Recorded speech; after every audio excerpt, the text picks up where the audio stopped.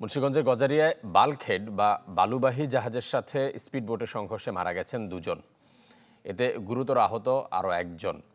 নৌপুলিশ জানায়, গতকাল রাতে গুয়াগাছিয়া ইউনিয়নের মেঘনা নদীতে 10 থেকে 12 জন যাত্রী নিয়ে স্পিডবোটটি দ্রুত গতিতে পাড়ের দিকে যাচ্ছিল। এ সময় মেঘনা নদীতে নোঙর করে রাখা বালুবাহী জাহাজের সাথে ধাক্কা লাগে স্পিডবোটটির। এতে ঘটনাস্থলে প্রাণ যায় দুজনের। আহতদের স্থানীয় হাসপাতালে নেওয়া হয়েছে। অন্ধকার আর ঘন কুয়াশার কারণে এই দুর্ঘটনা ঘটতে পারে বলে ধারণা নৌপুলিশের।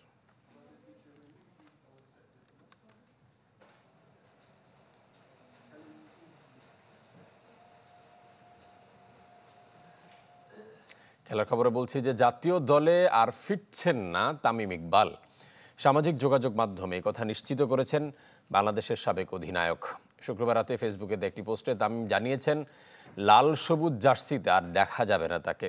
দুঃখ প্রকাশ করেছেন ভক্তদের হতাশ করার জন্য।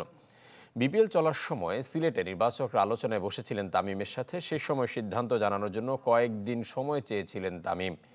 এর আগে 2023 ওয়ানডে বিশ্বকাপের আগে সংবাদ সম্মেলন করে অবসর নিয়েছিলেন সাবেক অধিনায়ক। তবে সাবেক প্রধানমন্ত্রী শেখ হাসিনার হস্তক্ষেপে সে সিদ্ধান্ত থেকে সরে আসেন। এরপর অবশ্য বোর্ডের সাথে কয়েক দফা আলোচনা হলেও আর জাতীয় দলে খেলেননি তামিম ইকবাল। আসন্ন জাতীয় সংসদ নির্বাচনে এককভাবে 300 আসনে প্রার্থী দেবে জামায়াত ইসলামী। তবে নির্বাচনের সময় ঘনিয়ে এলে পরিস্থিতির উপর নির্ভর করে জোটের পথ খোলা রেখেছে দলটি। এসব কথা জানিয়েছেন দলটির শীর্ষ নেতারা। তাদের প্রত্যাশা, এককভাবে নির্বাচনেও জনগণের ভোট পাবে জামায়াত। বিস্তারিত মাহফুজ কামালের রিপোর্টে। 5 আগস্ট ছাত্র জনতার গণ অভ্যুত্থানের পর থেকেই রাজনীতির মাঠ দাপিয়ে বেড়াচ্ছে বাংলাদেশ জামায়াত ইসলামী। 13 বছর পর সক্রিয়ভাবে চালু হয় দলটির মগবাজার কার্যালয়। 19 বছর পর প্রকাশ্যে রোকন সম্মেলন। রাষ্ট্রীয় সভা থেকে নীতি নির্ধারণী পর্যায়ে সবখানেই বেড়েছে জামাতের কদর। এমনই প্রেক্ষাপটে ত্রয়োদশ জাতীয় সংসদ নির্বাচনে 300 আসনে এককভাবে প্রার্থী দেওয়ার প্রস্তুতি দলটির। তবে খোলা থাকছে ইসলামী ও অন্যান্য দলের সাথেও জোটের সমীকরণ। বাংলাদেশের সকল আসনে নির্বাচনের প্রার্থী দেওয়ার জন্য আমাদের পূর্ণ প্রস্তুতি অব্যাহত আছে। আমরা প্রার্থী বাছাই করছি, প্রসেস করছি। আসনগুলোতে আমাদের সম্ভাব্য প্রার্থী যারা হবেন তাদেরকে আমরা সেখানে জনগণের সাথে সম্পৃক্ত হতে বলছি। আমরা 300 আসনে নির্বাচন করার প্রস্তুতি নিচ্ছি। তবে শুধু ইসলামী দল নয়, ইসলামী এবং অন্যান্য চিন্তা চেতনার দল সকলকে মিলিয়েই একটা সমন্বিত নির্বাচন করা যেতে পারে। জামাতের এই শীর্ষ দুই নেতার দাবি, দুর্নীতি আর চাঁদাবাজির কলঙ্ক নেই দলটির ঘাড়ে। পাশাপাশি এবার গুরুত্ব দেওয়া হচ্ছে নারীর ক্ষমতায়নও। তারা বলছেন, এইসব হিসাব নিকাশে ভোটের মাঠে এগিয়ে রাখবে জামাতকে। বাংলাদেশে সবচেয়ে বড় দুর্ভাগ্য হচ্ছে শাসকরাই দুর্নীতিবাদ ছিল। হাজার হাজার কোটি টাকা শাসকরাই জনগণের টাকা বিদেশে ছিনিয়ে নিয়েছে। তার বিপরীতে তারা জামাত ইসলামীকে দেখেছে একটি অনেস্ট দল এবং অনেস্ট নেতৃত্ব। আমাদের যে দুজন মন্ত্রী ছিল, মতিউর রহমান নিজামী, আলী হাসান মোহাম্মদ মুজাহিদ শহীদ, এবং আমাদের যারা এমপিরা ছিল, তারা কোনো ধরনের দুর্নীতিতে জড়ায়নি, এটা প্রমাণিত, পরীক্ষিত। সুতরাং এই ইস্যুতে তারা মানুষ জামাতকে ভোট দিতে পারে। জনগণ ইনশাল্লাহ আমাদের ভোট দেবে। এই কারণে আমরা আশা করি যে ইনসাফপূর্ণ, সুবিচারপূর্ণ কোনো রাষ্ট্র সমাজ গঠনের জন্য পূর্ব শর্ত হলো নেতৃত্বের সততা। যারা চুরি করবে না, মিথ্যা বলবে না, হারাম খাবে না, চাঁদাবাজি করবে না, পরকে কষ্ট দেবে না, যারা সুবিচার করবে, ন্যায় বিচার করবে। প্রার্থী বাছাইয়ে সততা ও বিভিন্ন শ্রেণী পেশার যোগ্য লোককেই মূল্যায়ন করা হবে বলে জানান জামায়াতের নীতি নির্ধারকরা। Mahfuz Kamal, channel 24, Dhaka. Fridge, TV এবং এসিতে দেশের 1 নম্বর ব্র্যান্ড ওয়ালটন। যুক্তরাজ্যে মন্ত্রিত্ব হারাতে পারেন টিউলিপ সিদ্দিক। এরই মধ্যে বিকল্প খোঁজা শুরু করেছে দেশটির ক্ষমতাসীন লেবার পার্টি। সিটি মিনিস্টার হিসেবে কারা দায়িত্ব নিতে পারেন সেই তালিকাও প্রস্তুত করা হচ্ছে। ব্রিটিশ সংবাদ মাধ্যম দ্য টাইমস এক প্রতিবেদনে তথ্য জানিয়েছে। যদিও ব্রিটিশ প্রধানমন্ত্রী কার্যালয়ের মুখপাত্র বিষয়টি অসত্য বলে দাবি করেছেন। একের পর এক ব্রিটিশ গণমাধ্যমের খবর হচ্ছেন টিউলিপ সিদ্দিক। এবার তাকে নিয়ে আরও একটি প্রতিবেদন প্রকাশ করেছে ব্রিটিশ সংবাদ মাধ্যম দ্য টাইমস। যেখানে বলা হচ্ছে টিউলিপের বিকল্প খোঁজা শুরু করেছে যুক্তরাজ্যের ক্ষমতাসীন লেবার পার্টি। বর্তমানে সিটি মিনিস্টার হিসেবে দায়িত্বরত টিউলিপকে সরিয়ে কাকে মন্ত্রিত্ব দেয়া হবে তা নিয়েও করা হয়েছে সংক্ষিপ্ত তালিকা। অবশ্য ডাইনিং স্ট্রিটের মুখপাত্র টিউলিপকে সরিয়ে সম্ভাব্য ব্যক্তিদের তালিকা তৈরির বিষয়টি অসত্য বলে দাবি করেছেন। এর আগে চাঞ্চল্যকর তথ্য প্রকাশ করে আরেক প্রভাবশালী ব্রিটিশ সংবাদ মাধ্যম টেলিগ্রাফ। জানায় প্রধানমন্ত্রী কিয়ার স্টারমারের নির্বাচনী প্রচারণার কাজ করেছে আওয়ামী নেতাকর্মীরা, যে কারণে টিউলিপের প্রতি সুনজর তার। এমন সংবাদ প্রকাশের পর তোপের মুখে পড়েন ব্রিটিশ প্রধানমন্ত্রীও। এছাড়াও টিউলিপের বিরুদ্ধে অভিযোগ আছে লন্ডনে বিনামূল্যে আওয়ামী পুষ্ট ব্যবসায়ী থেকে বিলাসবহুল ফ্ল্যাট নেয়ার। আর বাংলাদেশে 9 প্রকল্পে 80,000 কোটি টাকার দুর্নীতি অনুসন্ধানে নেমেছে দুর্নীতি দমন কমিশন। ওয়ালিউল্লাহ ফারুক, চ্যানেল 24। অর্থ পাচার ও দুর্নীতির অভিযোগ থাকায় মাল্টার নাগরিকত্ব পাননি সাবেক প্রধানমন্ত্রী শেখ হাসিনার সামরিক উপদেষ্টা তারিক আহমেদ সিদ্দিকের স্ত্রী শাহিন সিদ্দিক। নাগরিকত্ব পেতে 2 দফায় আবেদন করেছিলেন তিনি। একই সাথে খারিজ করে দেওয়া হয়েছে তাদের মেয়ে বুশরা সিদ্দিকের নাগরিকত্বের আবেদনও। এক প্রতিবেদনে তথ্য জানিয়েছে যুক্তরাজ্যের প্রভাবশালী সংবাদপত্র দ্য ফিনান্সিয়াল টাইমস।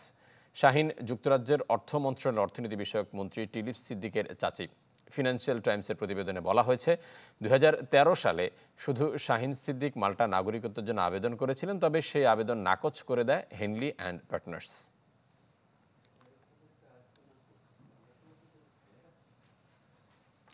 স্থিতিশীল আছে বিএনপি চেয়ারপারসন বেগম খালেদা জিয়ার শারীরিক অবস্থা। এ তথ্য জানিয়েছেন তার ব্যক্তিগত চিকিৎসক AZM জাহিদ হোসেন। তিনি জানান, খালেদা জিয়ার স্বাস্থ্যের অনেক বেশি উন্নতি হয়েছে তা বলা যাবে না, তবে স্বাস্থ্য পরীক্ষার কিছু রিপোর্ট পাওয়া গেছে, সেই অনুযায়ী তার চিকিৎসা চলছে। ডাক্তার জাহিদ বলেন, টেস্টের রিপোর্টের ভিত্তিতে চিকিৎসা পদ্ধতিতে কিছুটা পরিবর্তন এনেছেন চিকিৎসকরা। বড় ছেলে তারেক রহমানের তদারকিতে লন্ডন ক্লিনিকে লিভার বিশেষজ্ঞ অধ্যাপক জন প্যাট্রিক কেনেডির তত্ত্বাবধানে চিকিৎসা চলছে বিএনপি চেয়ারপারসনের।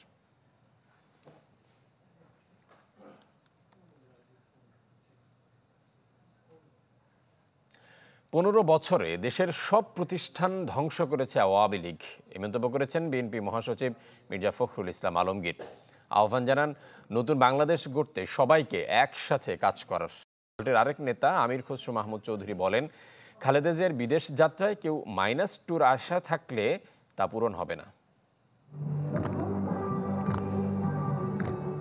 ঢাকা মহানগর বিএনপির উদ্যোগে প্রথমবারের মতো আয়োজন করা হয় জিয়া আন্তঃথানা ফুটবল টুর্নামেন্ট।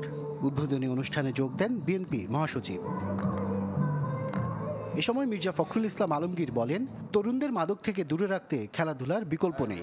তার বক্তব্যে উঠে আসে সমসাময়িক ইস্যু। অভিযোগ করেন, আওয়ামী ফ্যাসিস্টরা সব প্রতিষ্ঠান ধ্বংস করে দিয়েছে। দেশ গঠনে সবাইকে একসাথে কাজ করার আহ্বান জানান তিনি।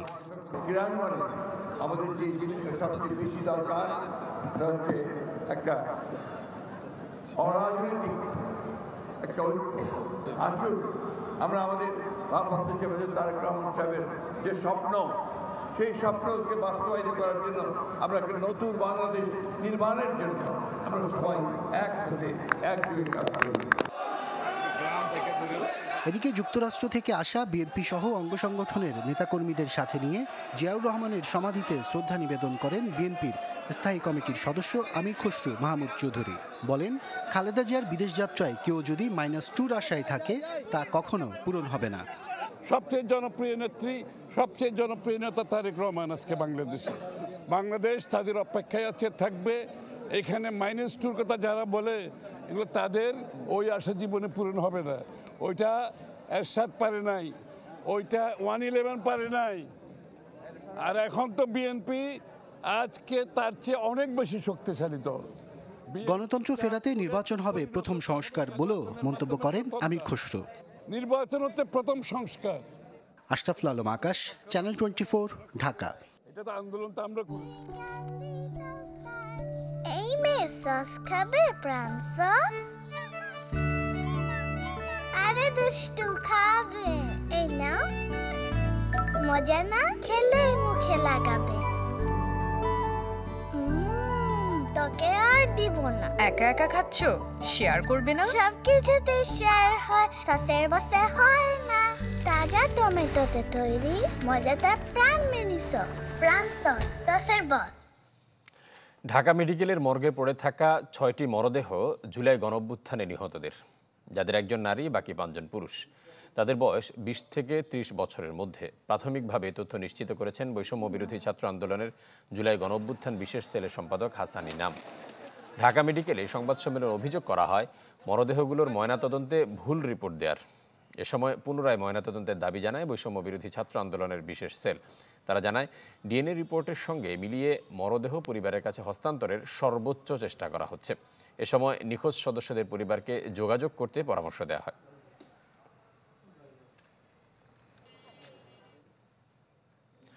জুলাই বিপ্লবের ঘোষণাপত্র নিয়ে জনমত তৈরিতে বিভিন্ন জেলায় জনসংযোগ কর্মসূচি পালন করেছে বৈষম্য বিরোধী ছাত্র আন্দোলন ও জাতীয় নাগরিক কমিটি।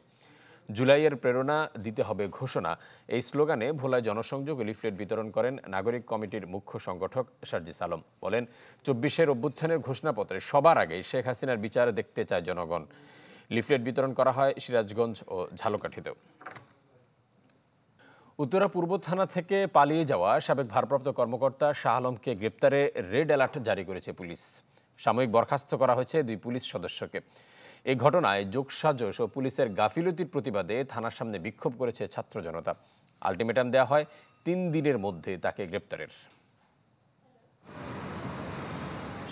২৪ আগস্টে এই উত্তরা পূর্ব থানায় ছিলেন ওসির দায়িত্বে। হত্যা মামলায় গ্রেপ্তার হবার পর এই থানা থেকেই পালালেন শাহ আলম। গেল বুধবার রাতে কুষ্টিয়া থেকে গ্রেপ্তার করা হয় সাবেক ওসি শাহ আলমকে। বৈষম্য বিরোধী ছাত্র আন্দোলনে হত্যা মামলার আসামি তিনি। বৃহস্পতিবার থানা থেকে আদালতে নেয়ার আগে কৌশলে পালিয়ে যায় সে। সে যখন শুনতে পারছে তাকে আদালতে নিয়ে যাচ্ছে বা রিমান্ড চাচ্ছে, সম্ভবত তার মানসিকভাবে সে হয়ে পড়ছে, তখন সে দ্রুত প্রস্রাব করবে এই কথা বলে যে আবার রুমে প্রস্রাব করতে পেরেছে।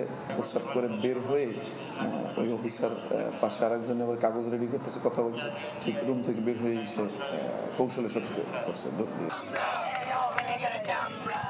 শাহ আলমের পালানোর খবরে বিক্ষুব্ধ হন শিক্ষার্থীরা, অবস্থান নেন পূর্ব থানা এলাকায়। দাবি জানান অবিলম্বে পলাতক ওসি শাহ আলমকে গ্রেপ্তারের।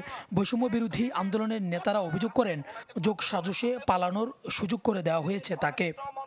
আমরা পুলিশ লীগের বিরুদ্ধে জিরো টলারেন্স, লীগের বিরুদ্ধে জিরো টলারেন্স, আমি দোষীদের বিরুদ্ধে জিরো টলারেন্স। এই তদন্ত কমিটি কখনো এক সদস্যের তদন্ত কমিটি এটা প্রতিবেদন দিবে না, 3 কার্য দিবস আরো লং টাইম। এটা মূলত হচ্ছে বাচ্চাদেরকে মোয়া দেখানোর খেলা করতেছেন আপনারা। এ ঘটনায় রেড অ্যালার্ট জারির পাশাপাশি তদন্ত কমিটি গঠন করেছে পুলিশ। 3 দিনের মধ্যে প্রতিবেদন দেওয়ার কথা জানান উত্তরা জোনের পুলিশের ডিসি। আমাদের যে প্রফেশনাল লাইফ আপনারা জানেন, সেটার জন্য আমাদের সবচেয়ে বড় ডিসক্রেডিট হচ্ছে এগুলি। অলরেডি আপনাদেরকে বলেছি যে প্রাথমিকভাবে যার দায়িত্ব ছিল তাকে আমরা সাময়িক বরখাস্ত করেছি, এবং হচ্ছে এই পুরো ঘটনায় কার কার গাফিলতি ছিল সেটার জন্য আমরা তদন্ত প্রতিবেদন দেওয়ার জন্য বলেছি। সেটা হলেই আমরা ব্যবস্থা নিব। বৈষম্য বিরোধী ছাত্র আন্দোলনে হত্যা মামলার পাশাপাশি শাহ আলম পালিয়ে যাওয়ার ঘটনায় বাদী হয়ে আরও একটি মামলা দায়ের করেছে পুলিশ। এই ঘটনায় বর্তমান ওসি ও একজন এএসআইকে সাময়িক বরখাস্ত করা হয়েছে। সুলতান মাহমুদ আরিফ, চ্যানেল 24, ঢাকা। আমি এই চেয়ারে বসবো না। বাচ্চু ভাই, এই চেয়ারকে ভয় পেও না। ডেন্টিস্টের পরামর্শ নাও নতুন কোলগেট অ্যাক্টিভ সোল, যা দাঁতের সমস্যা শুরু হওয়া মাত্রই থামিয়ে দেয়। না থাকবে ব্যথা, না থাকবে ভয়। ৩৪ বছর পর চট্টগ্রাম বিশ্ববিদ্যালয় কেন্দ্রীয় ছাত্র সংসদ চাকসুর নির্বাচন হতে পারে আগামী জুনে। এজন্য চলছে প্রস্তুতি, তৈরি হচ্ছে নীতিমালা, যা চলতি মাসের মধ্যে শেষ হলে ঘোষণা করা হবে নির্বাচনের রোডম্যাপ। দীর্ঘদিন পর চাকসু সচলের উদ্যোগকে স্বাগত জানিয়েছে ছাত্র সংগঠনগুলো। দীর্ঘ 3 দশকের বেশি সময় ধরে বন্ধ চট্টগ্রাম বিশ্ববিদ্যালয়ের কেন্দ্রীয় ছাত্র সংসদ চাকসু। অনেকদিন ধরে নির্বাচনের মাধ্যমে এটি চালুর দাবি জানিয়ে আসছিল ছাত্র সংগঠনগুলো, কিন্তু কয়েক দফা উদ্যোগ নিলেও তা আলোর মুখ দেখেনি। তবে শেষ পর্যন্ত চাকসু সচলের উদ্যোগ নিয়েছে বিশ্ববিদ্যালয় কর্তৃপক্ষ। এজন্য নীতিমালা তৈরি করছে একটি কমিটি। গেল 4 মাসে সেই নীতিমালার খসড়া তৈরির 70% কাজ শেষ হয়েছে। তা চূড়ান্ত হলে নির্বাচনের রোডম্যাপ ঘোষণার কথা বলছে প্রশাসন। 70% নীতিমালা ড্রাফট হয়েছে। আমরা ড্রাফট ফাইনাল করার পরে আমরা বিশ্ববিদ্যালয়ের সাংবাদিক এবং অন্যান্য শিক্ষার্থীদের অংশগ্রহণের সাথে আমরা আলোচনা করব। আলোচনা করে চূড়ান্ত নীতিমালা প্রণয়ন শেষ করব, এরপরে নেক্সট সিন্ডিকেটে সেটি অনুমোদন হবে। সেই নীতিমালার উপর ভিত্তি করে যে কমিটি গঠন করা হয়েছে তারা নির্বাচনের কাজ করবে এবং তার একটা আচরণবিধি তৈরি করবে মার্চের 1 তারিখে। তারপরে আমরা একটা জন্য নির্বাচন করতে পারি মে জুনের দিকে। সেই দিকে আমরা রোডম্যাপকে সামনে রেখে আমরা কিন্তু কাজ করছি। কর্তৃপক্ষের এই উদ্যোগকে স্বাগত জানিয়েছে ছাত্র সংগঠনগুলো। দ্রুত রোডম্যাপ প্রকাশ ও নির্বাচন অর্থবহ করতে পাশে থাকার কথাও বলছেন নেতারা। প্রশাসন যদি একটা সুষ্ঠু নির্বাচন ব্যবস্থা করতে পারে, অবশ্যই আমরা সেই নির্বাচনে আমাদের ছাত্রদলের পক্ষ থেকে অবশ্যই আমরা আমাদের প্রতিনিধি নির্বাচনের জন্য অবশ্যই আমরা অংশগ্রহণটা নিশ্চিত করব। এখন বর্তমান যারা প্রশাসনে আছে আসলে এরাও কিন্তু ওই বিষয় একটা নির্বাচন আয়োজন করার এক্সপিরিয়েন্স কিন্তু তাদের নাই, ঠিক আছে। সেই জায়গা থেকে আমাদের সম্মিলিত সকলের প্রচেষ্টায় একটা সুন্দর নির্বাচন সম্ভব। শান্তিপূর্ণভাবে নির্বাচন বাস্তবায়ন করবার জন্য যা যা প্রয়োজন, যে পদক্ষেপগুলো নেওয়া দরকার সেগুলো আশা করি প্রশাসন এই সময়ের মধ্যে নিতে পারবে এবং আমরা সহ সকল ছাত্র সংগঠন আশা করি তাদেরকে সর্বাত্মক সহযোগিতা করতে পারবো। আমরা চাই চাকসুর যে গণতন্ত্র আছে এটাকে আবার নতুন করে সময় উপযোগী করে গঠন করা এবং সকল ছাত্র সংগঠনের লেভেল প্লেইং ফিল্ড নিশ্চিত করা। সবশেষ চাকসু নির্বাচন অনুষ্ঠিত হয় 1990 সালে। বিশ্ববিদ্যালয় প্রতিষ্ঠার পর গেল 54 বছরে সব মিলে চাকসু নির্বাচন হয় 6 বার। রনি দত্ত, চ্যানেল 24, চট্টগ্রাম। সরবরাহ নিশ্চিত না করেই খুলনায় বসানো হচ্ছে গ্যাস লাইন।